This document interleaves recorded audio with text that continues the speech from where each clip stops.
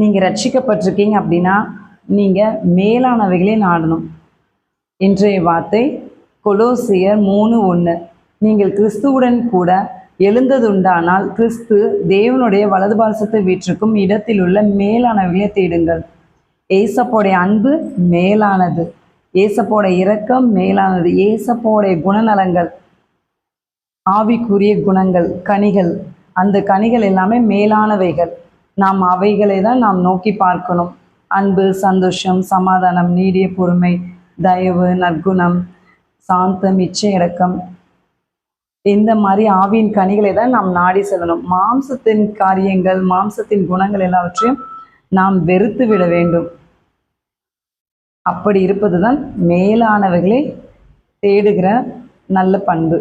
இன்னையிலேருந்து நம்ம ஏசப்பா சொன்ன மாதிரி மேலானவைகளை நாம் தேடுவோம். பரலோகத்துக்கு போக பிரயாசப்படுவோம். கர்த்தர் உங்களை ஆசீர்வதிப்பார்.